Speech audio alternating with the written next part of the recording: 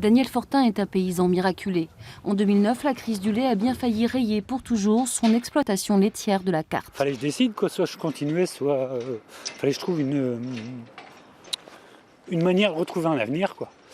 Donc la bio, c'était un...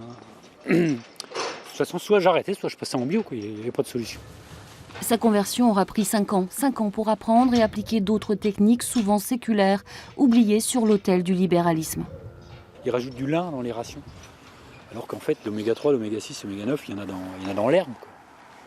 On met en place des procédés de ration artificiels pour pallier à des bêtises du système productiviste, en fait. Alors que si on revient à des pratiques plus naturelles, les oméga 3, 6 et 9, il y en a plein dans l'herbe, quoi. Aujourd'hui, Daniel Fortin vit de son travail.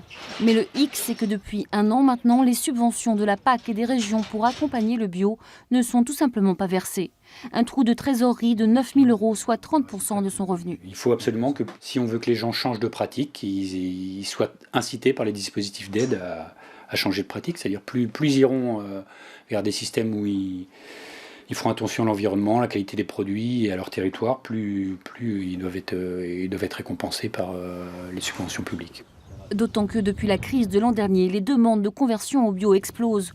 Où donc est passée cette enveloppe budgétaire? Mystère, pourtant ces aides sont bien celles qui ont sauvé l'exploitation pour à terme la transmettre aux enfants. Il y a beaucoup de choses à transmettre.